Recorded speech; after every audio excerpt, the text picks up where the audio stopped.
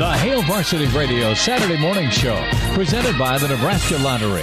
Strap yourselves in. Here are your hosts, Chris Schmidt. Y'all don't even know he was a virgin until he's 28, and now, roll tide. And Mark Cranack.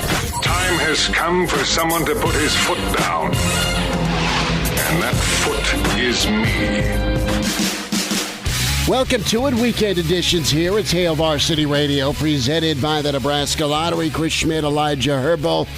Mark Cranack is on assignment this weekend. Hope everyone's doing all right. Lots to get to. Busy week. We'll rewind with Jerry DiNardo coming up here in about 20 minutes or so. We'll hear from the coach, his thoughts on Iowa, his thoughts on Nebraska to the Big Ten. And Coach DiNardo also touches on how, as a head coach at three major programs, he dealt with racial issues. So we will get there with Coach DiNardo. Brandon Vogel in 1 hour from HailVarsity.com and magazine.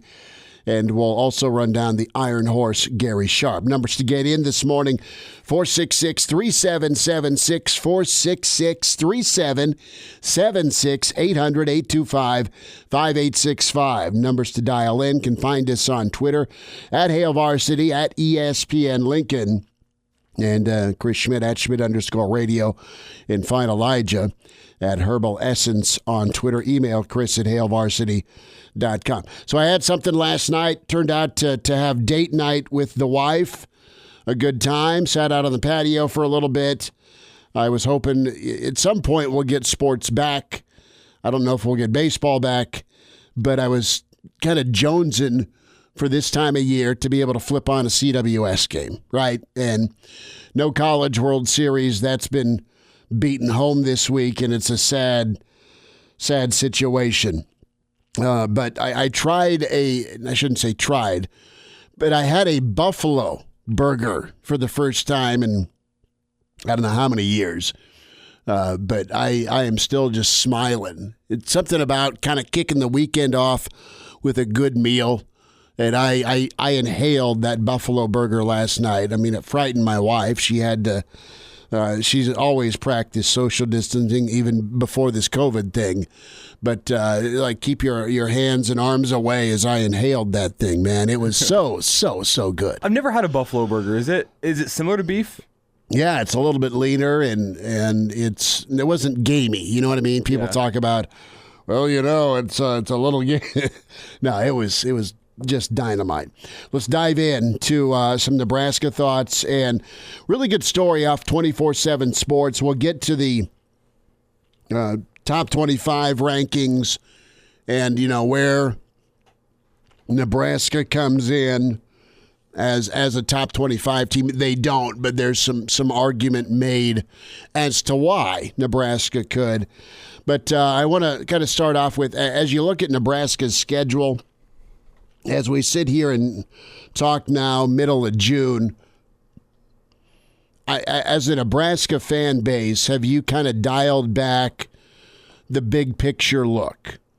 And what I mean by that, and I'm as guilty as it growing up as anybody, where you go to the old garage, and on the garage wall was that season Husker poster, right? And sometimes it'd be in red ink, sometimes it'd be in blue ink, but it was never in pencil. And you'd go down and you'd predict your scores, and you'd come up with, all right, non-conference game, Nebraska's got UCLA, it's in Lincoln, that'll be a W. All right, you start off the Big 8 season, well, here's either Oklahoma State or Missouri. Right? Or, all right, when does Nebraska get Colorado? What's McCartney got going this season with the Buffs? And eventually you get to the end of the season, and then there's Switzer and Oklahoma. Okay, how will Oklahoma break your heart this year with Sooner Magic? And when you add it all up in that red ink or that dark ink, you'd come out to about a 9-2, maybe a 10-1. I remember the scoring explosion poster my dad had, where it's got Gill, Fryer, Irving, and it's like just put them all down for wins, right? And that's how it went, except for the Orange Bowl. You look at 2020 for this Nebraska football season, and let's be straight, man. We're talking like a month ago. We're not even sure there's going to be football. You had movement and a great step forward by those in power to say, okay, coaches can start working in mid-July with their team. So the dominoes are falling as we spend time today with voluntary workouts at a lot of schools right now. And if things are safe, and I know there's a spike that crept up with COVID at Iowa State, and things are going nuts in Texas, and listen, and Oklahoma State's had kids test positive. I mean, it's going to happen, but how rampant and how bad is it? Does that derail? I hope not. I hope there is still a football season. It looks like, and it sounds like we'll have that. Things will get worked out with how many of you can get in to see Nebraska. But when I talk about the big picture and that schedule poster ritual, maybe you went through as a Nebraska fan or still go through as a Nebraska fan, this year feels a bit different where it's truly a one game at a time. Are you at that point where nothing seems or feels safe? And Nebraska's not at the point as a program where every game's losable, and they're certainly not at the point where every game's winnable. They're just not. But you have the reality of momentum, and you have the reality of, all right, can you really get off to a good start? And I tell you what, Elijah, is as good as that first half felt for Nebraska fans in Boulder a year ago. We're out there. We're in the press box. I bump into Vogues. We'll talk with him about this in an hour. And I'm like, well, yeah, Nebraska's up 17-rip on Colorado. A lot of big plays. Defense has been lights out. Nebraska should have some more points. It should be like a 31-0 spot. Didn't you feel that way? Oh, yeah. Right? Yeah. I mean, it's like you left a lot of points on the field, and then the second half happened, and then the fourth quarter was a score fest, and then overtime. It set a bad tone for the rest of the year when it came to finishing games. Now, bless Nebraska's heart, I thought they were going to piss away the Illinois game. They found a way to come back and win that. You're not far removed from Northwestern's improbable comeback in overtime back in 2018. But the Colorado game really set the tone a year ago, right, where maybe that doubt door wasn't even unlocked, but it was cracked open for this football team. And it was kind of a bad start to things where you didn't finish the job and you had a win and it didn't happen.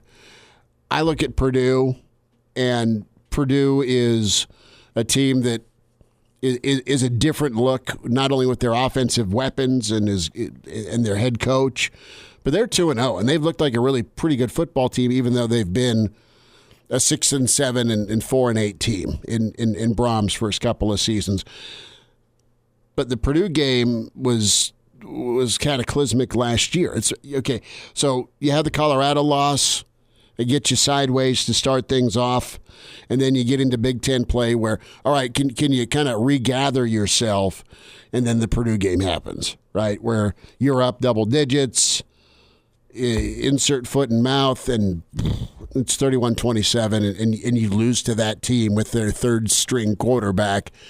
And by the way, the guy was not fast or mobile, but he ran for enough yards to screw your defense over. I look at this season, and I look at each game is kind of its own season. And that sounds very dramatic, but really I think a lot of Nebraska fans have zoomed out far enough to go big picture. Let's really, truly be boring and take it one game at a time. I think that's a fair feeling, and I think that's a fair thought that a lot of Nebraska fans have going into 2020.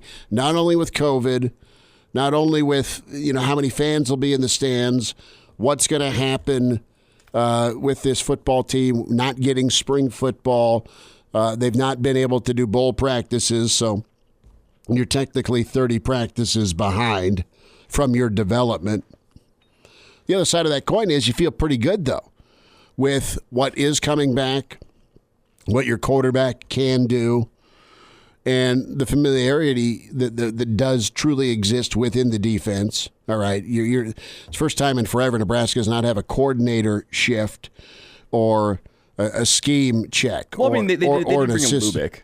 Well, I'm talking defensively. Okay, yeah. But Lubick's, even though he's new and he's coming in and he's not Walters anymore. Still the same scheme. Same scheme, hand in glove type understanding with prior working relationships together with Scott Frost and Lubick. So that's not super dramatic. It's not learning a new language. They have that language down. But I think a lot of Nebraska fans are truly going, all right, this first game, this Purdue game, could really set the tone. I felt that way at different points of Nebraska's history. I look at the Oklahoma State game in 2003. You know, there was some doubt about Nebraska. Oklahoma State was supposed to be hot. Les Miles came in. How's this Bo Pelini guy going to do as defensive coordinator? Shut out a really good, not shut out, but really stymied a good offense. 17-3 was the score. Remember the BYU game, the Hail Mary game in 2015, and how up and down that season was. And just think of how that season could have been different had somebody batted a pass down, but you got off on the wrong foot.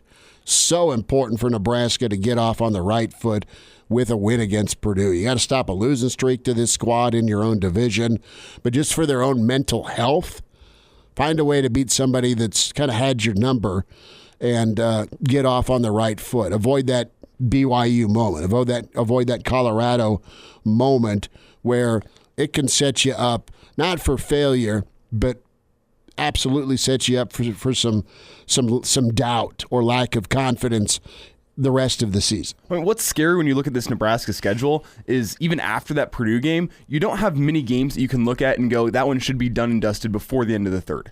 Which is You're saying first half victory? Yeah. I hear you. Which is what you want. I mean, when you look back to the Bo Pelini teams, you could even go look at the schedule at the beginning of the year and go, okay, 3 of these 4 non-conference games should be over before the end of the third quarter. Where you look at this Nebraska schedule this year, the Purdue game should be a dogfight the whole way through. Central Michigan, you never know. You'd hope that would probably be the one game where Nebraska should have it done and dusted before the end of the third. South Dakota State brings back talent this year. They're good. They're a good football team. And then Cincinnati cracked the top 25 of the 24/7 top 25 poll. They were in at 25. They were 11-2 last year, man. Yeah, it's a good schedule. With a coach that's coached in big-time moments. I mean, like the only game last year Nebraska had done and dusted before the end of the third really was Rutgers.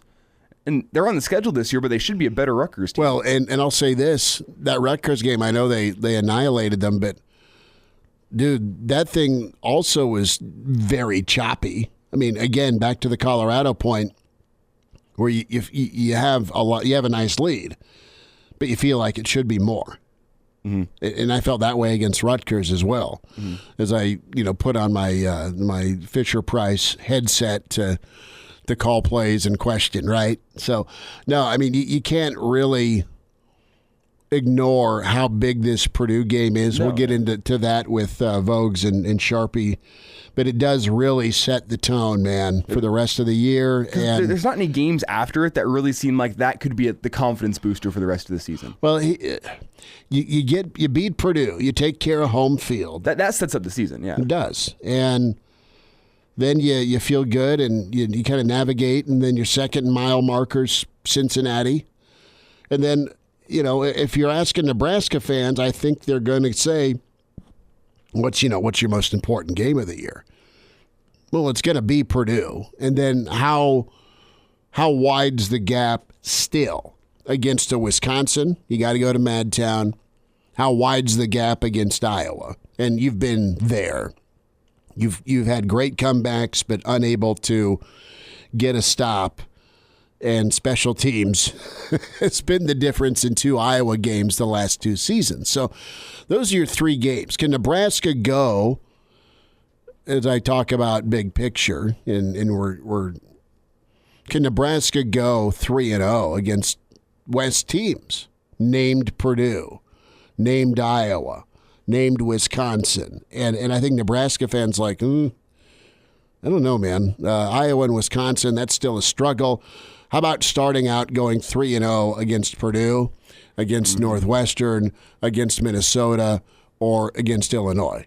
I mean, I think the expectations have been knocked down because of how tight a lot of games have been the last 4 or 5 years in conference play. You've lost to some teams. It's okay to be an elitist Nebraska fan. You never dreamed in your worst day that you'd lose to Kansas or Iowa State could tag you. And I'm talking back in the day, right? And there is no week off in the Big Ten with your side of the division. Coach DiNardo will touch on that here in a little bit here, just how balanced the West is. But the opportunity's there. It'll be different, but it'll still be a wonderful setting when we get there. That opening night kickoff against Purdue at Memorial Stadium. And I love that you get to start the game with a conference season. I mean, yeah. Who doesn't? I mean, it's the both sides of it. It's fun to have the first game actually be important. Well, that's one side of it, is we can start the season off with the game that's actually going to matter in terms of bowl implications, which is crazy because you're so used to playing that easy first non-conference game. It's like Akron. That game wasn't played 2 years ago, but you know what I'm talking about. That was supposed to be the tune-up game before Colorado. There's no tune-up this year. Straight into Purdue. It's terrifying, but if Nebraska can finish those first 4 games 3-1, 4-0, 4-0 would be awesome. 3-1 I think is pretty reasonable to ask. Then they set up the season well because when you finish with those 5 top 25 teams, you got to play like a borderline top 25 team to even make a bowl game. Well, and how can you stack them, right? I mean, that's the true mark of any team that's really making progress. Are you winning games? Are you winning tight games? And are you winning consecutive games, right? Because I look at the way things close, and the Big Ten's notorious for it. And it's kind of beautiful. It's very, very difficult. But I've loved the opportunity with Nebraska as you look at their seasons in the Big Ten as, yay, we have some ice. No, we don't have ice cream cake here. But it's, the 10th year anniversary of the Big Ten in Nebraska. The way things have been stacked, Nebraska's always seemed to close with Minnesota, Wisconsin, and Iowa. Not always, but that's how it's been stacked the last few years. And that is a major ask. And back to the depth conversation we've had a lot of times. Is Nebraska deep enough, and are you worn down in November? Yes, we are. As a human being, before you get to the holidays and you get towards the end of the year, you're limping a lot of times to the finish. It's no different for a football team where, have you survived injury? Not always. Has the second team guy been good? He's probably given great effort. What's his talent gap from first team to second team? Is he a liability at a important interior offensive line spot where Iowa's going to line up another All-American on you? They're going to move around Epinesa. I mean, just think about that, right? And Nebraska was pretty healthy last year with their offensive line.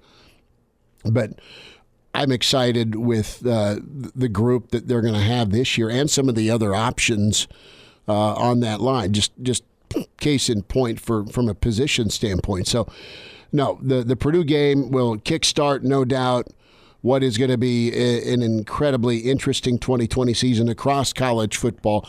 Where does Nebraska fit into that? Let's go to the rankings real quick as well.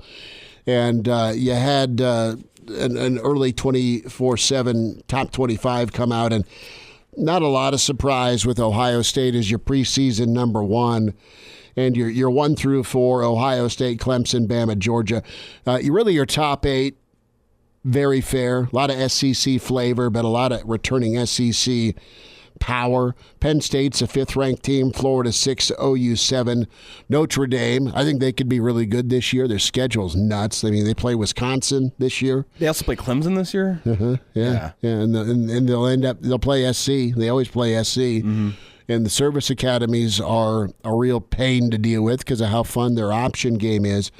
LSU and Whiskey and Oregon and A&M are 9 through 12, and Auburn and Texas, Okie State and SC kind of round out your mid-teens. Now, a nice cluster here for the Big Ten, 17 through 20, Michigan and Minnesota, Carolina, who I think could... I wonder if Carolina delivers or if they pull a Texas. And I know Mac Brown's there, but you had a really good quarterback. He's returning for Carolina. They almost beat Clemson last year. All right. And I think Mac's recruited at an elite level. Central Florida rounds out the top 20. And 21 through 25, I should say Arizona State, Tennessee, Utah, Va-Tech. In others receiving votes in this 2020 early preseason top 25 poll, you've got Iowa and Indiana, both really good calls. Indiana's got a lot coming back, and they've got some momentum. I mean, they went 8-5 and went to a bowl game for the first time in about 30 years.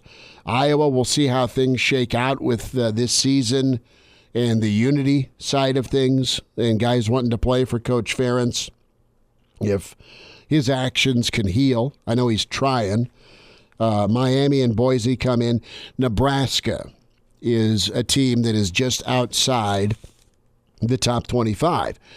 And the reason being, some of the voters, just one vote for Nebraska to be a top 25 team, but they are very bullish on the offense. They are confident in Scott Frost's ability to coach and produce high-profile and prolific offenses. They think that having a returning quarterback and that continuity is big. It is. Do you get a healthy quarterback? Right now, yes, is the answer. Does he stay healthy with Adrian? And you've seen what he can do as a healthy quarterback, and you've seen what he can do with some options around him, a run game, a decent offensive line that has some experience back. This year's offense, with who's played and the number of snaps taken, kind of resembles a little bit closer to 2018 than it did 2019. And from an offensive weapon standpoint on the skill spots, you got Wandale coming back, and you have the potential for some of your young pups, specifically an Omar Manning, a guy who's played college football before, to come in and try and be that Stanley Morgan type option on offense, where it's not just, all right, the defense is paying attention to Wandale. Now you have a Manning, a Warner, a Wandale, and a Mills that really finished the year hot, similar to what Ozigbo did in 18. And it's, if you look at it from the other side, from what an opponent's seeing out of Nebraska, I know you're it's so easy to think about it. Oh, Nebraska, I'm scared of Purdue. But Purdue's got to go and play Nebraska, who has a Scott Frost-led offense. And in the first game of the season, if it's a shootout, is your offense going to be ready to handle a shootout with Nebraska? And then if Nebraska gets that momentum going through the season, I know we like to temper our expectations because of what we've seen from Nebraska in the past 2 years. But I think when you look at this offense, it's got the potential. If it can get things going, it can keep any game this season close. You're hoping. I mean, that's that. And you know what do you get from the defense? Yeah. And hey, Jeff Brahms found ways to annihilate an Ohio State team with an undermanned squad. Rondale Moore's going to be back healthy. The other wideout that was a freshman last year, his name's escaping me. Forgive me. It's 7:30. But Purdue's damn dangerous on offense themselves. Mm-hmm. So can't wait for it. And that will absolutely set the tone for Nebraska in 2020. And that is no doubt going to be a monster ball game. And we'll see if Nebraska can kind of rewrite how things go the rest of the year based on that first impression, that first opportunity. We are great to have you in on a weekend edition, Hail Varsity Radio. A timeout and our rewind next with Jerry DiNardo. Hail Varsity presented by the Nebraska Lottery.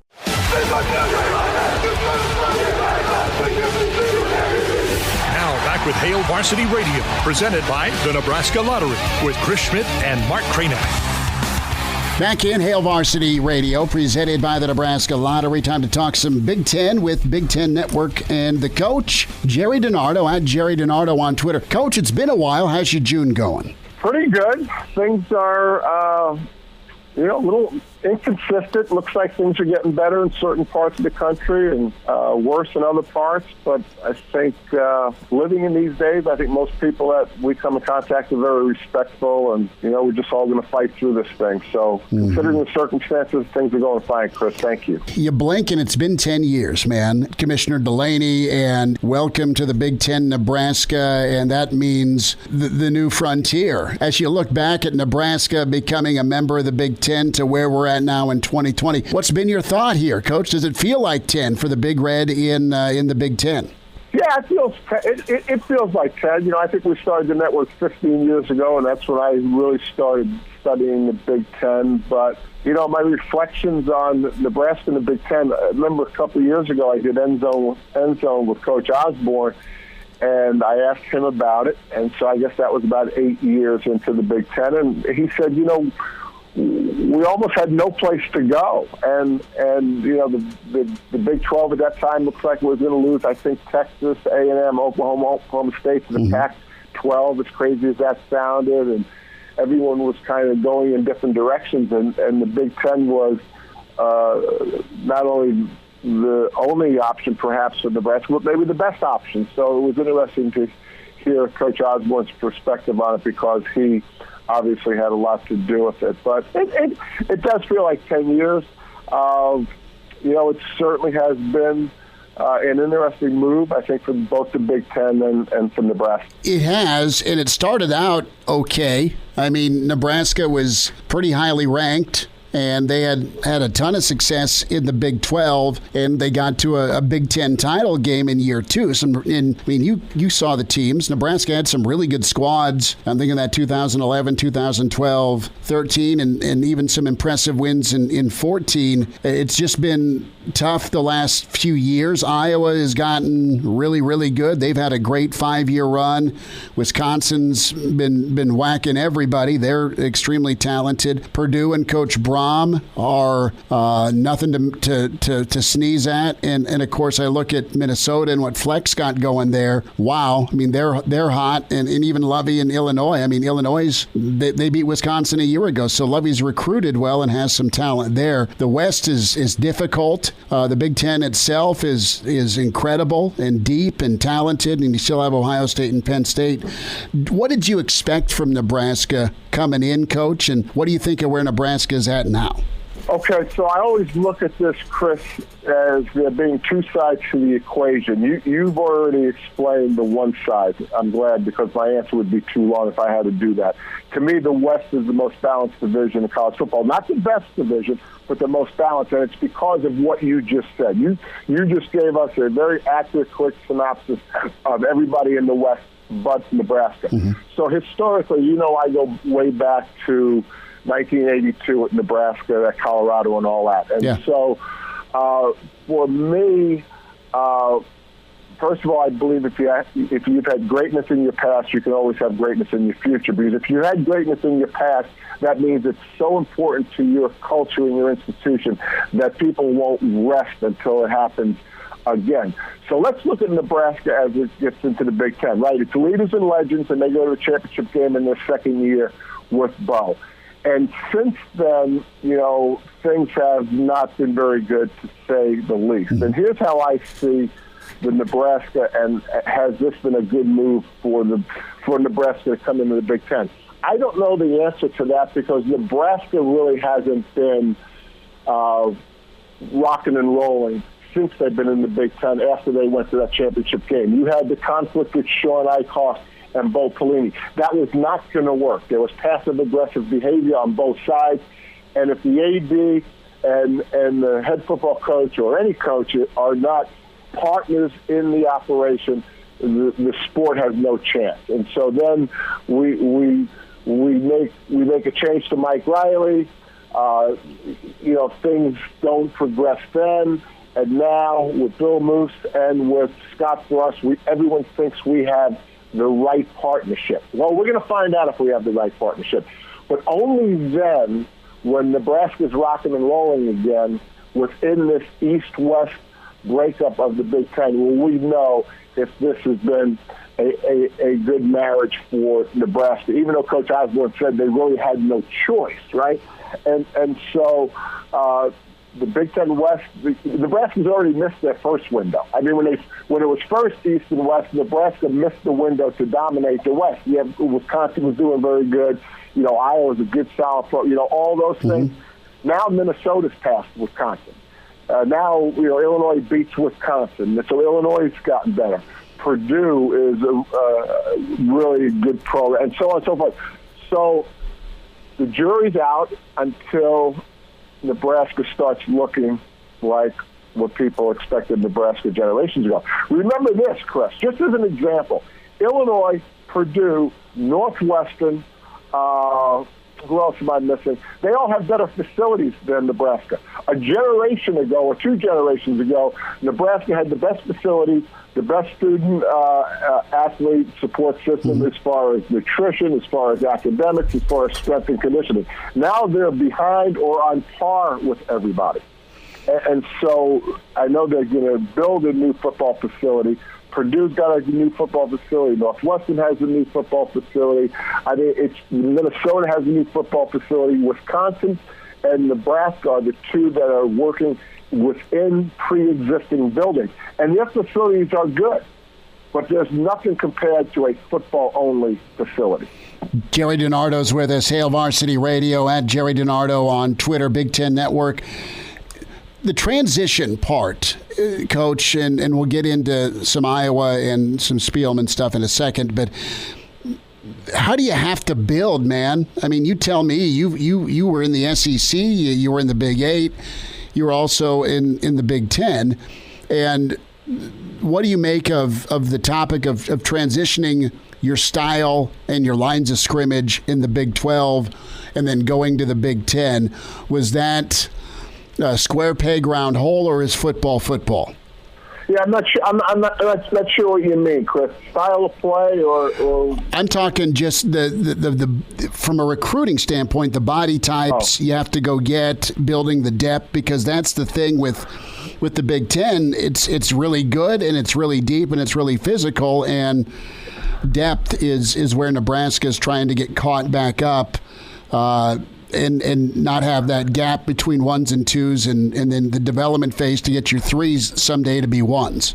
Well, you know, I still think it's a line of scrimmage game. Yes. And so, I mean, I think that's really where it has to start. You know, I was reading about Penn State today. You know, Penn State, James Franklin, you know, when he took over for Bill O'Brien, I remember having this conversation with Bill O'Brien when he took over for Joe Paterno. You know, the offensive line of Penn State just wasn't good enough in the recent years, the end years of Joe Paterno and Bill O'Brien. It's taken James Franklin. He's already won a Big Ten championship in his 3rd year. It's taken him this long to have, you know, 3 or 5 of their offensive line being really good players. So it takes so much time for a program to build an offense and a defensive line. I do think this. The difference in nowadays football than a generation ago, you don't have to be quite as physical as an offensive line if you're in the spread attack, which obviously is what Scott runs. Now, to win a championship, you're going to have to be physical in the offensive line to win a championship in the spread. But to be competitive, you know, it's not like you're lining up in the I formation, and just to be competitive and win enough games to go to a bowl game, you have to be, you know, you have to be physical if you're in the I formation. I think you could be in the spread attack with an average at best offensive lineman to become bowl eligible, which is different than a generation ago. And then, you know, one thing that's never changed, and you look at Ohio State, I think they proved this year in, year out, you know, you've got to be really good in the defensive line to win a championship. I mean, that hasn't changed, and so that's one of the. I think that's one of the marks that you look at as the program builds. How good are they getting in the defensive line? Jerry DiNardo's with us, Hail Varsity Radio. Coach, your thought on J.D. Spielman heading to the transfer portal? Yeah, I don't know J.D. personally enough. I don't know enough about him. The transfer portal is part of college football now. I don't know that J.D. represents anything different than any other person that's in the transfer portal. For some reason, now that more athletes, although I don't think JEDs are going to be a grad transfer, so it makes it a little harder for them, although that rule could change probably here pretty soon, that you could transfer without sitting out for a year. I just think it's part of college football, and not knowing JD, I don't know his reasons for transferring and all that, but, this is an adjustment that, coaches are going to have to make, because we are right around the block from anybody leaving a program at any time, one time, and not having to sit out a year. So this issue, I don't want to label it a problem, because I don't necessarily think it's a problem, but this issue is just going to expand as we go forward. But, Chris, honestly, I don't know enough about JD to speak to his situation specifically. What about Nebraska's situation, losing a guy that put up 800 yards 3 straight seasons? I mean, he's the most prolific guy there is, and Nebraska's offense wasn't always on all 4 cylinders last year, but he was kind of a constant. I mean, it's a huge production loss for Nebraska. I think they've recruited well with the receiver room, but these guys are unproven. You've coached. I mean, how difficult is it to get guys up to speed, so to speak, to contribute as young guys at the skill spots? I don't think it's all that difficult. I think a lot of high schools are running the same things, especially on the perimeter, as college coaches are. They're so, nowadays college football players are like Olympic athletes. I mean, they do it year-round. They've got their tablets where they can watch. The learning curve is so much quicker. They're so much smarter. And so I don't ever think that learning an offense or defense takes all that much time. And if it does, I always think, do we really need 100 plays? Do we really need 15 coverages? I don't think that is an issue in nowadays football. I think these guys learn it faster. They already have run a lot of the things in high school or JC that they're going to run in college, and I think the coaches do a better job. I just think it's so much more scientific. We're so much better teachers now, so much better students, athletes are, that learning the system is not as big a deal as a lot of other things in college football. Jerry DiNardo's with us, Big Ten Network, Hail Varsity Radio. A couple minutes here, Coach, and I'll get you out. Thanks again for your time. Iowa has had to put Chris Doyle on leave. They've chosen to do that. Former Hawkeye players on social media chiming in about their treatment. Coach Ferentz speaking in a video, posting on social media and also on ESPN. What do you make of this with Iowa's response and also the leave that's been administered to Doyle? Well, I think, Coach Ferentz probably said it best. It's sad. It's disturbing. Something has to be done. Change starts with him. And I think what Iowa is going through is going to wind up being a very positive thing for Iowa. But I think if we're all listening, it's going to be a positive thing for everybody. Because I think unless we listen, unless we ask the right questions, unless the players feel comfortable sharing their thoughts, we don't make progress. And I think that's what Iowa is finding out now. Things were going on in their program that they had no idea were going on. And why is that? It sounds like it was because a player didn't feel comfortable sharing his thoughts. It sounds comfortable. It sounds possible because things were said that were hurtful, that the person saying them didn't realize they were hurtful. Chris, I think about this a long time. And we actually went through a lot of this when I was at Colorado back in the 80s because Boulder was 99% white. We were recruiting mostly African-American players, and there's a guy named Dr. Will Miles who was out there that helped us. In fact, I brought him to Vanderbilt with me to teach our coaches and some of our people on faculty so he would share his experience, and it changed my coaching style. And him and Bill McCartney were my two biggest influences I ever had with coaching. And what Will Miles taught us back in Boulder in the 80s was a lot about race. And so I reflect on that a lot as this is going on. And I think what I would do if I was in coaching right now And one of the things I would do is, I believe this, Chris. I believe you and I and everybody else has a race story. And that race story starts in our homes. My dad was a New York City cop. And so race was first exposed to me, whether it was positive or negative. Now, my experience was positive, but race is exposed to children from their home, and it's a positive or negative experience. And then you travel through life, and race plays a part. So I went to a Catholic high school in Brooklyn, New York that was mostly white. Then I went to Notre Dame. I have a picture of our national championship team in 1973. I just counted it the other day. 140 players in that photograph. 20 were African American. One African American in a position of authority, an assistant freshman football coach. There was no black faces as trainers, no black faces as administrative, as equipment people. It was mostly white. So that's my next experience, right? Then I go to Maine, right? 95% white. Then I go to Eastern Michigan, Colorado, and so on and so forth. My point is, I would have every player and every coach stand up in front of the team and tell their race story. Because the answers are in our race story. It's not, are you a racist, are you not a racist? And, you don't get credit for not being a racist, right? This is about how our lives were shaped about race. And it was our interactions with other people, both black and white. And I think that's what I was going through.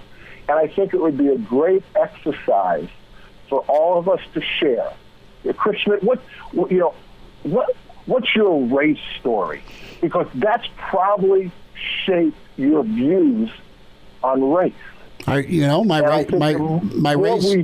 My race story is pretty simple. It's being able to meet my cousin JD and Jeremy and my uncle Morris for the first time in my life when I was as far back as I can remember at the Schmidt family Christmas, and my uncle and both my cousins are African American, and hey man, let's go play some GI Joes and go play some It was fun. I mean, it was family. That was my race story. I mean, and it's been wonderful ever since with them, and that's how I've been kind of shaped. Sorry to interrupt and butt in, but no, that's phenomenal, Coach. I love where you're coming from with the race story. Right, it shapes you, right? You just shared with us your race story, and it has shaped your views on race, and it sounds like it was a very positive it's awesome. view. But what happens if it wasn't? Right. What happens if your first race story was something negative at home, where the N-word was used or derogatory comments were used? What happens if that's with your baseline? Doesn't mean you can't change, but we all start with a base. We all start with a baseline, and most of us that are white start with a white baseline with very little interaction. Coach, you laid it. That first interaction is so important, and the first words out of our parents' mouths about it are so important, and that's just the start of it. And then from there, you have to trace your history to see how you got where you are, whether it's a great place, a good place, or a bad place. Jerry DiNardo with us, Big Ten Network coach. Thanks for sharing that and responding about Iowa. Last thought here, real quick. I have not seen any Coach DiNardo videos of what's for dinner. When's that going to come back? Well, I'm actually working on it. I just I've got 4 or 5 in the can, so I'm just waiting for the right time. I'm doing some stir fry now, which I'm really excited about. So I'm going to share that. I love that type of food. It's light and it's healthy, but it's so flavorful. I'm dealing with some spices and some different ingredients I've never dealt with. So that's what I'm working on now. I'm of course not having my meatballs and all that just to keep sustaining. Sure. But I'm messing with some stir fry because I eat it at restaurants all the time, and I said, as long as I'm stuck in this house for what seems to be an eternity, I'm going to try some new different things. Coach Jerry does stir fry. Can't wait to see it. Coach, we'll talk again. Thanks again for your time. Thank you, Chris. The Hail Varsity Radio Saturday Morning Show, presented by the Nebraska Lottery. Strap yourselves in. Here are your hosts, Chris Schmidt. Y'all don't even know he was a virgin until he's 28, and now, roll tide. And Mark Cranack. Time has come for someone to put his foot down. And that foot is me. Back at it, Hour 2, Weekend Edition, Hail Varsity Radio, presented by the Nebraska Lottery. Chris Schmidt, Elijah Herbal. Mr. Cranack is on assignment. May God have mercy on his soul. He is moving. And we will get a rating right now from our dear friend Brandon Vogel from HailVarsity.com and magazine managing editor. He is in the bunker, finishing touches on the 2020 yearbook.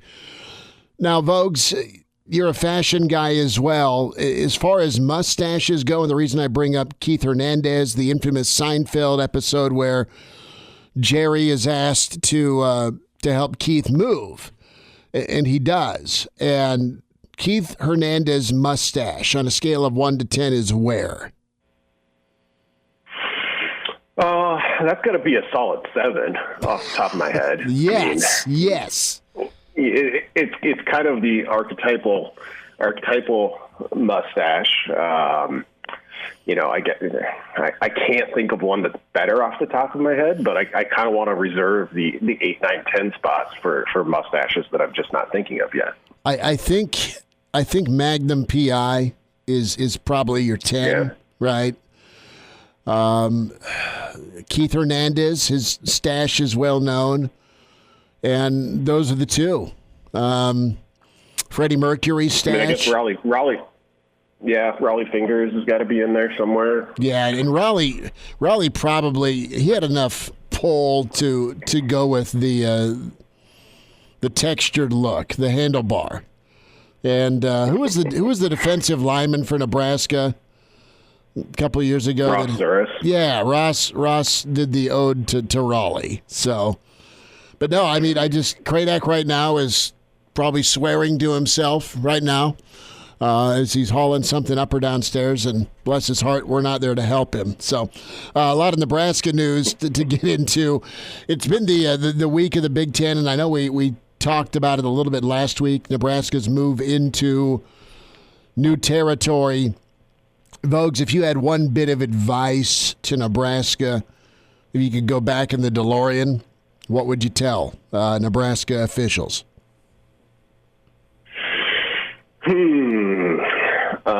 Stay?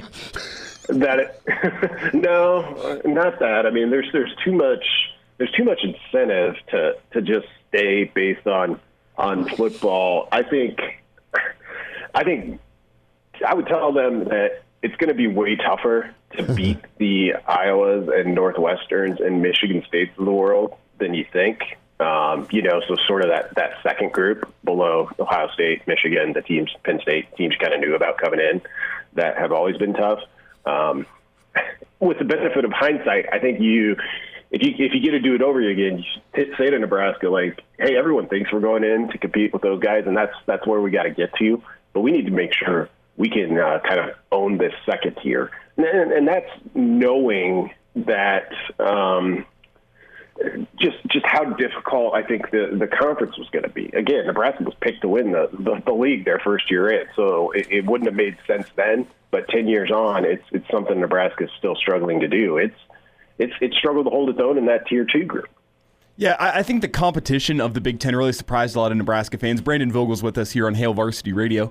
Brandon, as you look at the past 10 years, which has been your favorite school to watch Nebraska play, and which has been the team that you just hate watching Nebraska play? I'm not sure if it's because they beat us every single year or if it's because they take that style that Nebraska had in the 90s and beat us with it. But which school, favorite and least favorite?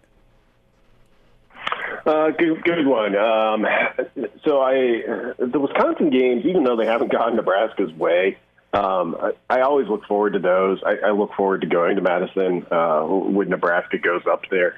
In terms of like sheer entertainment, the Northwestern series obviously has been has been about as tight and as good as you could hope if you just want to see close football games. And I know in a lot of cases with those games, Nebraska fans didn't, but they were enjoyable. The East, I guess, is probably home to the. Yeah, I could take it or leave it. That Penn State trip is long. Nebraska hasn't played Penn State in a while. And I know those are two kind of power programs. A lot of people probably look forward to that matchup, but it's not my favorite. Been to East Lansing a couple of times, perfectly fine in terms of the football atmosphere, but I haven't really spent much time in East Lansing outside of that. So those are probably my two least favorite matchups that really don't get my blood boiling anytime they're on the schedule. Brandon, when you look back to the Big 12 as Nebraska left it, that was with Texas and Oklahoma in the other division, which matchup from the Big 12 or even the Big 8 do you miss watching Nebraska play? Really a lot of them, especially against kind of the classic Big 8. Oklahoma is the starting point, and we were already at a point in the Big 12 where that wasn't an annual occurrence. But there's just that was kind of like my era of growing up with Nebraska football. That was the game.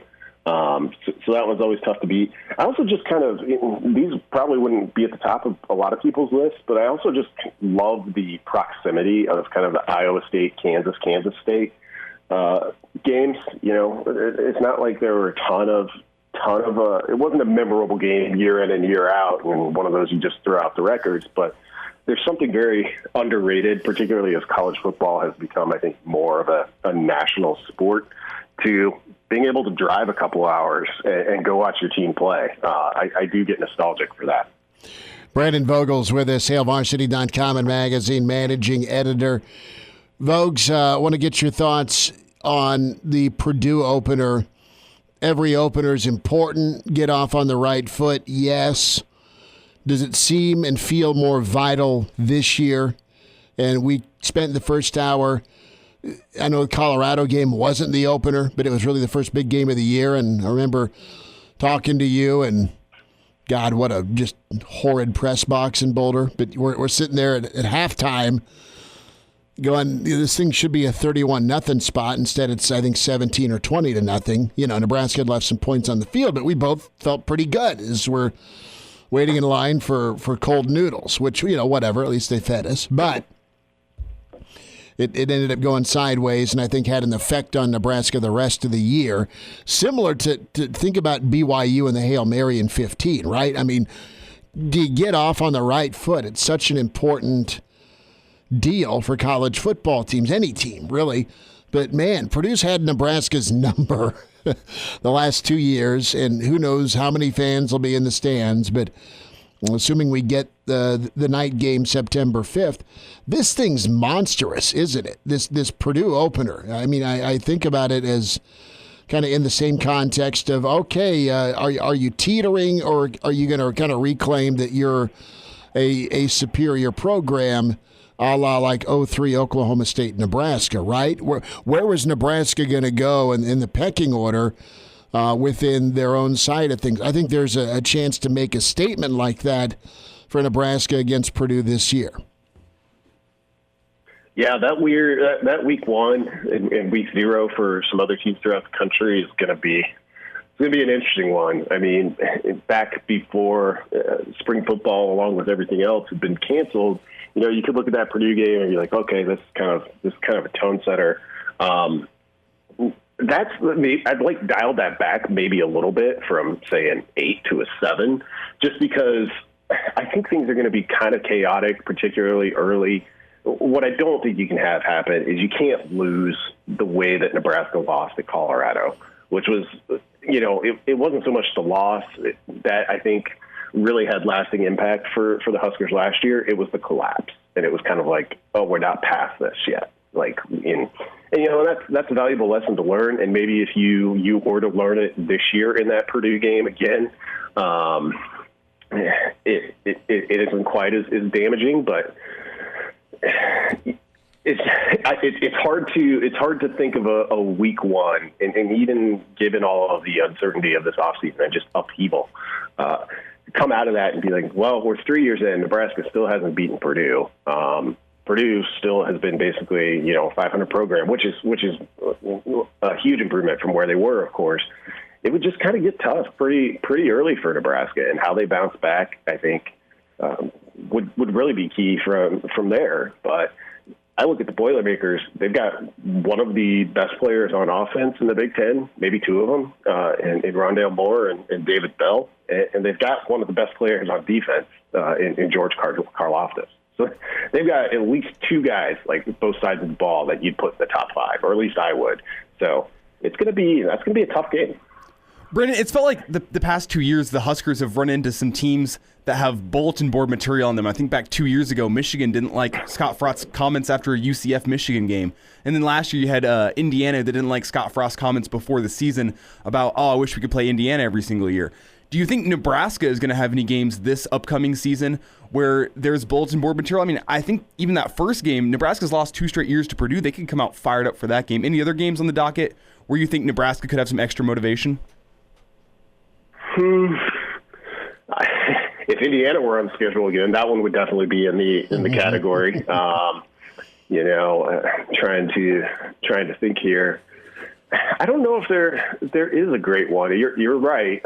Nebraska has supplied a lot of that, and I don't think in a lot of their losses, minus that Indiana one that comes to mind, and the Colorado one from 2018, of course, got pretty heated in the lead up to the 2019 game. But for the most part, I think maybe Minnesota, and that would be purely an internal thing, not via anything that Minnesota said, but just the way that Minnesota manhandled Nebraska on a lot of fronts. I mean, that was a frustrating game for Husker fans, certainly, but you could also see it with the coaching staff. So you get to the end of the season, who knows where Nebraska's at win-loss wise, but that one could be one that I think Nebraska has a little something extra for. Brandon Vogel spending some time with us here, Weekend Edition, Hail Varsity Radio. Vogues, on the Spielman front, Nebraska's going to need to help him with waivers if he wants to play ball again. And what's your take here? And sorry to ask you to play administrator, but I'm going to anyway. Do you think Nebraska helps JD all the way through if he asks, or up to a point, as in, all right, we're good to get you to a different program, even another Power 5 program. It just can't be in our own backyard? Yeah, I'm always pretty opposed to that, and I know it goes on. Like this J.D. Spielman Nebraska football breakup has already been a little bit more tense than I think you'd hope you would have hoped would have been the case, given that, I think a lot of people for the past 3 months kind of assumed this was the result. Let him play. Let him go play where he wants. Yeah, you always run the risk of a guy. Nebraska's going to deal with it with Noah Vedral. What if he goes off in that Rutgers game? It's kind of like, well, one guy certainly can change things, but if that's the deciding factor on why you're losing games, it's probably an indication that the program as a whole is still trying to get back to where it wants to be. Vogue's going to shift gears, and pretty fun 30 for 30 going on to tomorrow night. McGuire, Sosa, 1998, the home run chase. You're a giant Cubs fan. Sosa is where's he at? Was he one of your favorite? Is he one of your favorite all-time Cubs? If so, where's he on your list? Who's number one, and where's Sammy at? Yeah, I don't know if he's on the list somewhere, and certainly for those Cubs teams, especially that 98 team, that was able to kind of limp along into the playoffs, like they just weren't complete. So, kind of the best thing you had was Sammy Sosa hitting home runs, and it did power them to a pretty solid year that year. But just in the couple seasons leading up to it, it was like, all right, well, this is fun. At least we get to watch this dude absolutely crush baseballs. But when I look back at it, in terms of guys that I've really loved as Cubs, he's probably outside the top 5 for sure. You've got Andre Dawson is probably number 2 for me, maybe Sandberg 3rd. I mean, it was really all the stuff from when I was a kid watching Cubs games on WGN. Mark Grace, but number 1, no doubt, the player that I loved at that era was Sean Dunston, the shortstop with a rocket arm, and you'd tune in to WGN, and some person every game had the Shot-O-Meter. That was where awesome. They would just display his batting average for whatever reason. So yeah, he's pretty easy number 1 for me. Vogues, the Shot-O-Meter camera shot along the third base line was always at 263. I mean, why did that bastard not elevate up to 300 ever? Why was it never I saw one time it was at 288. Good call on Sean Dunston. And were you a big Hector Villanueva guy? I got what I wanted from him. A little bit later, Carlos Zambrano. Oh yeah, probably. I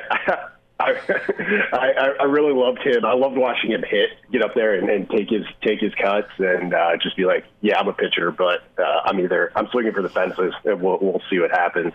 The Jerome Walton years were pretty fun too when he won Rookie of the Year. So there was a good run there. The late '80s through the '90s. That was probably like my prime Cubs watching era, and the teams were occasionally decent, but a lot of memorable guys. Hector Villanueva smokes one, and Harry's losing it in the booth. Run, Hector, run. And Hector put all in Hector and Hector Villanueva was like he was 6 foot, wasn't he? Probably not. Maybe he's a fire hydrant, right? I mean, he's around that 5'11", 6 foot, and he's built like John Kruk, okay? And he's a catcher, and Hector got a couple years with the Cubs and just would smoke the ball. But it was, as they say in Major League, it's too high. It's too high. And it would the outfield have to run it down, but Hector'd stand and watch the mighty swing, and Harry Carey's losing it in the booth, telling Hector to run. Run, Hector, run. And homeboy legged out a triple, Vogues. I remember that like it was yesterday, like the only triple the guy had in his career. Harry about falls out of the booth losing it because Hector Villanueva thought he sent one on to Waveland Avenue.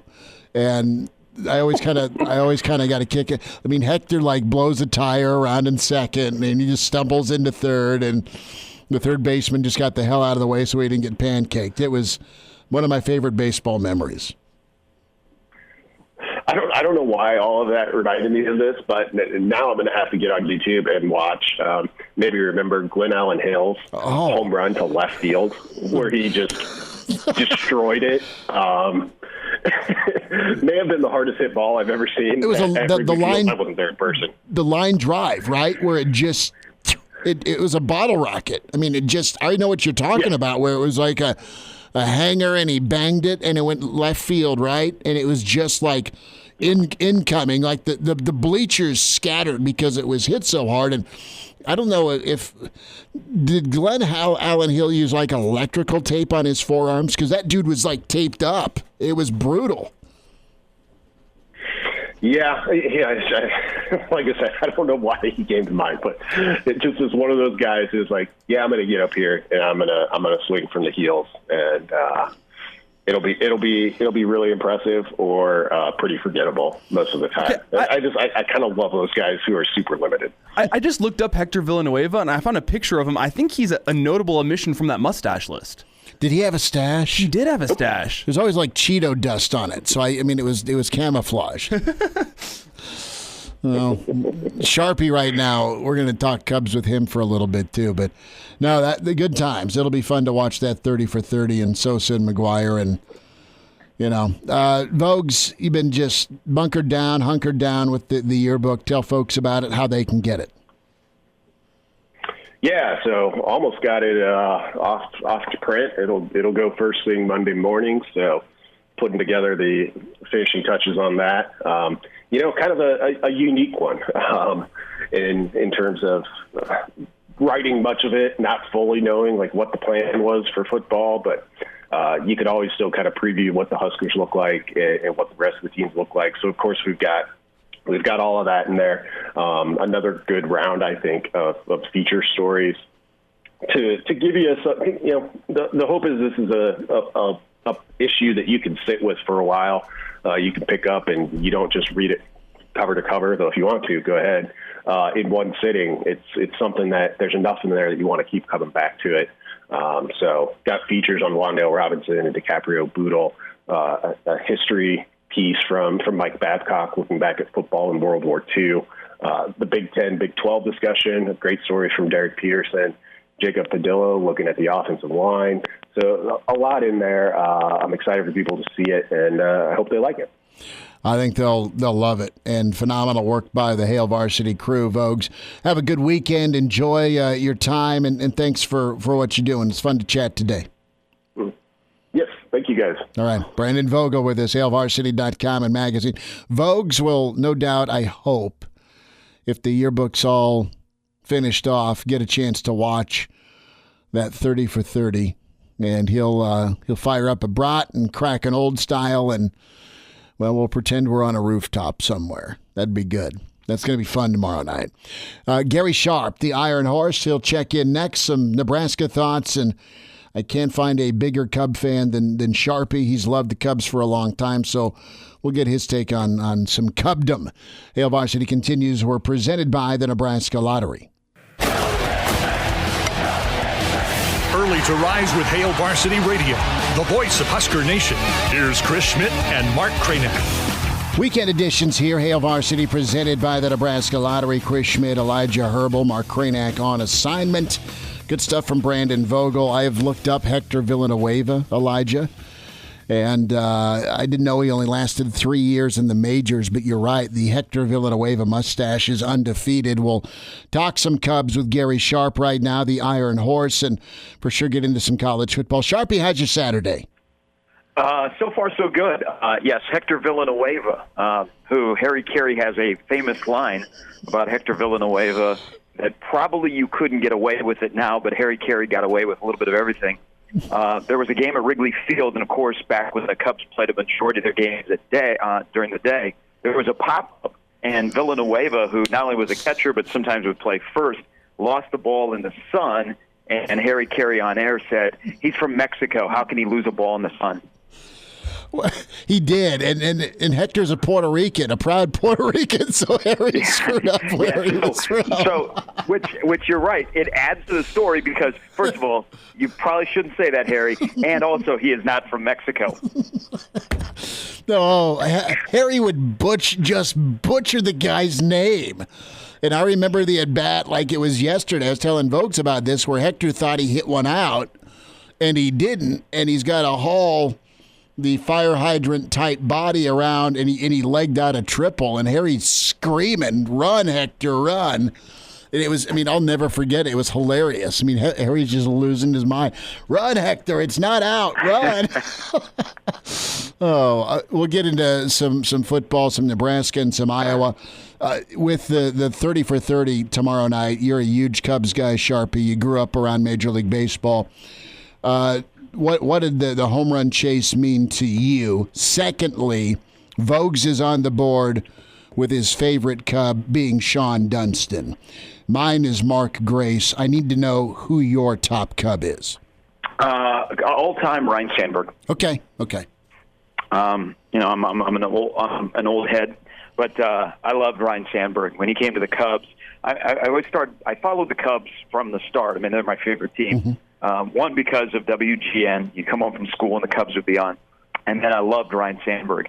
But Dunston and Mark Grace, they're not a bad choice. Those are all old Cubs. We need some new Cubs. So you think about baseball, and it's kind of interesting where baseball is now. On my show yesterday, the director of the 30 for 30 was on, and he's a Cardinal fan, and he's had this project for a while, and it got moved up. It was supposed to be in the fall is when this was going to air, but because of COVID and ESPN wanting to move up their 30 for 30s, he got moved all the way from the fall to this Sunday night, and he actually just recently got it done. But I'm looking forward to it because I remember that year. 94 95 was a bad time in baseball, and people drifted away from baseball, and Sosa and McGwire brought everybody back. Now, you had a feeling that those bodies should not be playing baseball, and there's something going on here, but you just rode the wave, and you enjoyed it before all the steroid stuff happened. And I remember as Sosa had a great, I think it was June, where he put his name in the race to, possibly set a record. You didn't miss any at-bats. You found a way to watch Sosa and McGwire every time they were at the plate, or if you went somewhere, you said, hey, did I miss any home runs? I remember when McGwire hit his record breaker, I was at the Nebraska State Fair and just kind of walking through some displays, and there was a TV, and it was crowded because they had the Cardinal game on to watch it. So I'm looking forward to it. I think there's I've already, and I saw it last week. They sent us a pre-copy. Ooh. There is a great scene, guys, in it. So this is done in '98, and first of all, Sammy Sosa doesn't look anything like Sammy Sosa in '98. Trust me. McGwire is not as big, but there is a scene that I think is really, really powerful. Is McGwire hits a home run at Busch Stadium, and he's running around the bases, and the whole stadium is going crazy.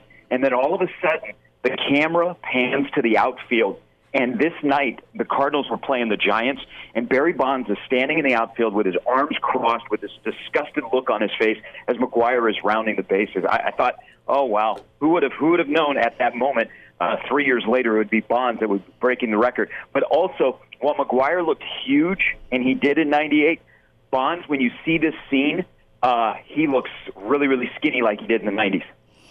You know what? And that's the point. The jealousy spurred on more usage, right? And Bonds is like, bro, Bonds had like 3 MVPs by then. And he was... Oh, he was the player of the '90s, but Yeah. It was McGwire and Sosa that were getting all this attention. And guess what? He's like, well, I'll show you. As he hits 370 and 70 bombs.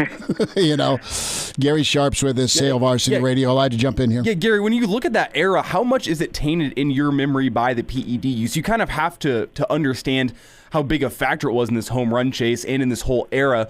But does it take away from the fun that you had watching baseball back in '98? Well, a little bit it does. I mean, it's purely tainted. But then you could say, well, everybody was doing it. Well, Ken Griffey Jr., who also had a really good '98, he was not taking PEDs. It was something baseball needed at the time because it brought people back into baseball. People were talking about baseball. It's always going to have that big asterisk next to it and a stain on the game. But taking PEDs compared to gambling on baseball, I think, are completely different. But I enjoyed '98. I enjoyed Sammy Sosa. Sammy Sosa, by the way, in this does not. They try and get him to go there to say, "I'm sorry, I took PEDs." He did not. He does not. He has never done that. But I really believe that he wants to get back in good graces with the Cubs. I don't know if that'll ever happen, though. So if the owners and players don't resume talks and get on the field here for this abbreviated 2020, is the plan in 2021 to hand out syringes and betting sheets? Should we just allow both? Well, I think at this point, baseball is teetering. It's in a bad spot right now with a relationship, and I don't know what's going to save it. I'm afraid of 2022 that there could be no baseball because of a CBA that expires next year. Baseball's in a bad spot right now, and it was in a bad spot leading up to this, and a pandemic has only made it worse when people are getting enlightened to the owners and the players, the just absolute distrust between each other, and it's really, really bad right now. And I think people, as they saw the latest proposal yesterday, are like, okay, I'm moved on. I got more stuff going on in my life right now to pay attention to billionaires and millionaires arguing. Gary Sharp's with us, the Iron Horse, Hail Varsity Radio. Gary, you grew up around the Iowa program. Kirk Ferentz has been at the helm for a number of years. He has made that program someone to deal with in the Big Ten. Your reaction to his presser, and how do you think things move forward with the Iowa program and the effect it may have on this season? Well, I think they made the right steps. You're also seeing this at Texas. You saw this at Clemson. This is going to start to happen around college campuses as student athletes, whether they're on campus or they've left the program to bigger and better things, they're going to have a voice. And you got to make sure your house is in order. And in this case, there were a lot of things about Iowa's house that none of us knew about that were really, really bad behind the scenes. I give credit to Kirk Ferentz. Here's a guy that's going to be 65 years old. He's going in 22nd year as a head coach of Iowa. A lot of the stuff he didn't know was going on, and I truly believe that, because you look at the former players that spoke out last week, maybe one or two included the head coach. Mostly it was the strength coach and other personnel. But I think I like how he handled it. I listened to the press conference yesterday, and some people were upset that he only took a few questions. He did the right thing. People don't want to hear from the head coach right now. This is about the player's voice at Iowa. This is about the player's voice in athletics. They have a voice. We need to listen to their concerns and how we make it better for them, especially if you're the athletic director or the coach. And I think Kirk Ferentz said it really, really well. They put together a leadership group for this upcoming season. I don't know what's going to happen with Iowa. You could say, hey, I wish the season was right next month so we could get going and this would be a bonding experience. Or you say, man, this could just rip our locker room apart. I'd be very curious to see what happens in Iowa City. There's no way they're bringing back Chris Doyle. But I think in the meantime, they can take the appropriate steps to start some healing. But you never know, when's that next shoe going to drop? I hear that parents of former players are getting together, and they're going to come out possibly this weekend with some allegations, which that'll just add a little fuel to the fire. I think Kirk Ferentz right now is safe because if you can ask the question out loud, and this is with any coach, whether it be Tom Herman or Dabo Swinney, are they part of the solution? And in this case, I believe that Kirk Ferentz is. But this is going to be a struggle for the Iowa football program. You already know that there will be people that recruit against Iowa that will be bringing this up, especially the parents. Hey, do you feel safe sending your kid to Iowa City? So this is a moment in Kirk Ferentz's career at Iowa. This might be the biggest part of his legacy there. But right now, I think he is the guy that can be the solution because he's making the smart decision to let the players talk. More players talking, less head coach talking. Gary Sharp's with us. Okay, with Doyle, he isn't going to be back. Does it reach Kirk's own son, Brian Ferentz? And there's a lot of opinions out there about Brian, but when push comes to shove, Iowa's offenses at times have been pretty explosive under his watch. That's just the job side of it. But as far as how he's treated people, there's been some insinuation by former players and a former player's mother about some comments. Does he survive or is he safe? Well, I think that's a fair question, Schmitty. And people may hear some of the stuff that Chris Doyle said and said, well, what? Well, I mean, come on. Mm-hmm. Well, there's some old school stuff, some Woody Hayes, some Bobby Knight things. That changed pretty quickly. Some of the stuff that Chris Doyle was saying and doing, you can't say that. You can't say that then. You can't say that now. And if that's how you operate, you got to change your game because times are changing as we have seen rapidly in this country in the last 2 weeks. Now to Brian Ferentz. What this does definitely do, in my opinion, there's no way he's the heir apparent to his dad as the head coach at Iowa. Exactly. This isn't the first time that people have spoken out about him. Noah Fant's family spoke out about him, and they should have. Look at the big games in Noah's last year in Iowa City. He wasn't even on the field. So I would watch that situation pretty closely, what happens with him, because I think there's a lot of trust that has been lost in the offensive coordinator. And, when your dad's the head coach, your dad has to step back and say, hey, anything dealing with my son probably has to go through the athletic director, and it should. Well, and I mean, Sharp, you hit on it, man. It's like Fant is a incredible athlete, talent, first-round guy, and it's like they only went to Fant when they had to. And that's how I felt versus just beating up teams with him. I mean, you had him and Hawkinson. That's a hell of a 1-2 punch. And what was your read on Noah's treatment within the offense? I mean, because I've been waiting for Noah to say a little bit more about his time, because it sounded like he just kind of got put in timeout, and he's too good a player to have that happen to him. And I know this is in the past, but I mean it's a Nebraska connection, so I'm interested to hear his experience in greater detail. And I've interviewed him about this, and he's very smart. I mean, he's on to the NFL now, and he's not going to go there. Mm-hmm. I think that he was surprised by moments during his last year, big moments, where he was not on the field, or he wasn't even considered to be part of, the final plays, and that really took him back. Noah is somebody who really keeps to himself. He's a good teammate. I don't know. It just seemed like he did not have a great relationship with his offensive coordinator. And it wasn't just the not having him in the game on key situations. I think they just had a difference of opinion. But I credit Noah. Noah's not going to go there. Noah's in the NFL now. He's a professional. I think for the most part he would say he enjoyed his time in 3 years at Iowa. But when you have big names, guys, speaking out, it wasn't this past weekend just fourth and fifth string guys. It was some major players in that program that spoke out, and that's when you have to listen, period.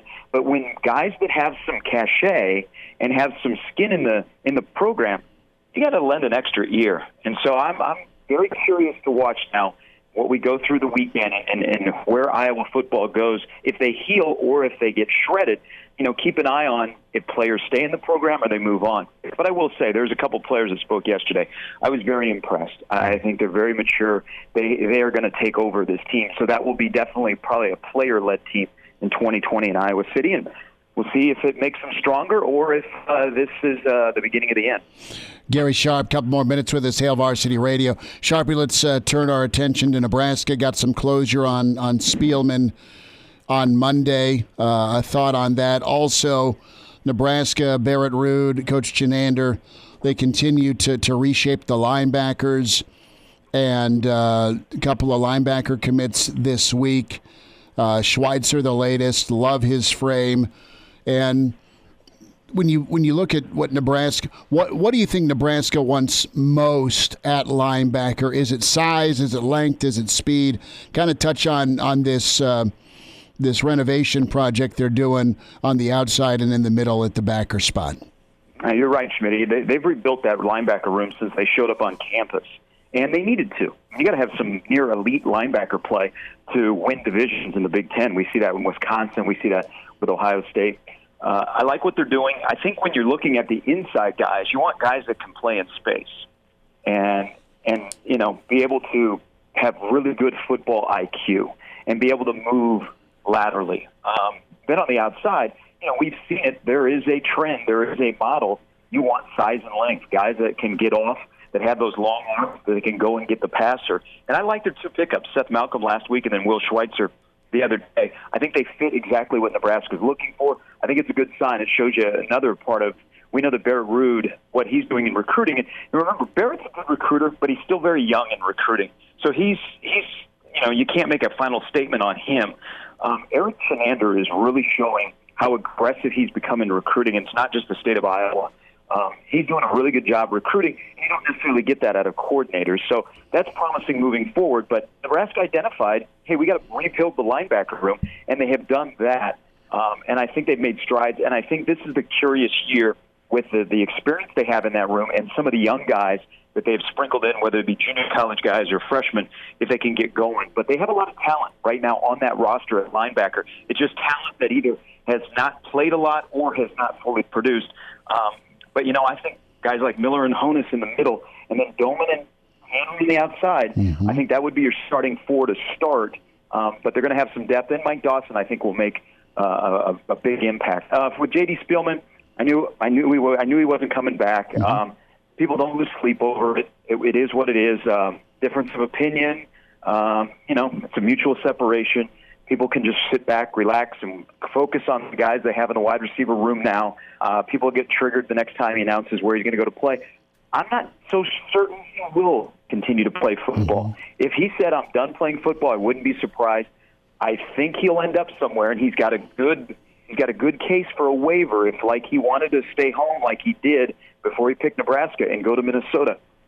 He left Nebraska due to mental health reasons, and we're in the middle of a pandemic. You put that on the desk of an NCAA person in the clearinghouse, I think they're going to rubber stamp that. But I'm not sure what JD's going to do. And you know what? You know this, Schmitty. None of us know what JD is going to do. He just that kind of person. So we wish him well. But Nebraska, I think, is okay in the wide receiver room, and it's a tough loss because of his production. But I think there are other benefits of moving forward without number 10. Last thoughts, Sharpie, on Spielman, on Williams, on McQuitty. They got trolled this week on social media. They ended up responding, and you preach taking the high road with criticism, but apparently they'd had enough, and I was surprised that they responded, but I don't blame them from responding on social media to someone trolling them and calling them out. Well, and we've all talked about this. Stop tweeting at players and recruits. And in this case, you don't know the whole story. So why? And that's where Twitter can be a cesspool. And, you got those three guys that chimed in. Move on, okay? It is what it is. Guys, the wide receiver room has been a mess for 2 years at Nebraska. It hasn't been coached very well. It has just been a hodgepodge of players. Really good wide receivers have gone into the wide receiver room in the last couple of years, and they've never come out. It's like a black hole. Nebraska addressed that in the offseason. They love Matt Lubick. The wide receivers, I think, will respond well to Matt Lubick. They'll be taught a little bit better. At some point, you admit, hey, it was a mistake. 2 years of Troy Walters running the wide receiver room, it just was not a fit at Nebraska like maybe it was a better fit when we were all together at Central Florida. We corrected that mistake. We're moving on. We brought talent in the wide receiver room. Here we go. Thank you to those guys that were in the program. Unfortunately, they never reached their peak of what we thought they were going to be, especially McQuitty, before he got injured. I think that's where you have to take the high road. But, you know how Twitter is. You know how social media is. There are idiots out there that think they have all the answers and they know all the inside scoop. They don't. And then when they get called out, what do? They hop into the fetal position and they disappear. So good on those guys for responding. But you know what? Better on Nebraska addressing their needs and moving forward and not getting caught up in all the outside noise. Gary Sharp, the Iron Horse. Sharpie, have a good weekend, man. Good to chat, and thanks for a few minutes, bud. Hey, thanks, Schmitty. Thanks, Elijah. Take care. There he is, Gary Sharp, the Iron Horse, Hail Varsity Radio. Reminder about drinking and driving. 1 out of 3 fatal crashes involves an impaired driver. Driving drunk, buzzed, or high, never acceptable. Law enforcement officers working around the clock to stop with sobriety checkpoints and saturation patrols. As a driver, make that correct choice. A non-alcoholic drinker. Have a pre-selected designated driver. Be smart. Start the conversation. Who's driving home? Brought to you by the Nebraska Department of Highway Safety Office. Good stuff this morning, man. We covered a lot. I know we spent a little more time on baseball and the Cubs, but why not? Pretty intriguing 30 for 30 tomorrow night. And lots of good stuff on Nebraska. Awesome info from Sharpie on Iowa. I like to talk in some ball with Vogel, and you're going to want to hear the Jerry DiNardo interview. We talked to Uncle Jerry on Thursday and re-aired that for you this morning. And a couple of places you can get the podcast, hailvarsity.com or iTunes. iTunes, you can download that for free. Give us a review. We'd love to hear from you. And the on-demand stuff, it's easy to pull up the interviews you want. ESPNLincoln.com, and Elijah's been a warrior all week getting that stuff posted as well to the ESPN Lincoln Twitter handle. So all of that. So are you gonna just enjoy a non-radio day tomorrow? You've been cranking out consecutive days here with Damon on vacation. I mean, you're back Wednesday. You and Damon got the old driver's seat. I like my job. I like coming in and doing this. So. In the grand scheme of things, I've worked other jobs in my past, and I never feel like apprehensive and like, oh man, I gotta go to work today. You gotta freaking go to work, yeah. I gotta go talk for 2 hours. Oh man, like I can handle it. So, will I enjoy the day off? I'm sure I will, but it's not like it's like I'm gonna be dreading Monday. You got yard work or what? I mean, we'll see what's coming up this weekend. I do think I gotta mow the lawn, But now that it's getting kind of the hot days of summer, gonna give my lawn a break and start mowing a little less, letting it go a little longer. So probably mow this weekend. Maybe I'll just water the grass though. All right, I need to absolutely bomb my backyard. I was trying to sit out last night on the patio. I was watching a little TV, and I was out there, poured a drink. It was wonderful, but we had the candle going that's supposed to keep the freaking West Nile a-holes away. I need to figure out something to just keep mosquitoes out, and I don't have standing water in my backyard. I'll send you. My dad's got these little homemade little things that you fill them and you burn them, and it works pretty well. He's got 6 of them. You got. I guess I could just turn the smoker on. That also would work. We'll talk to you Monday at 4. Thanks for tuning in to Hail Varsity.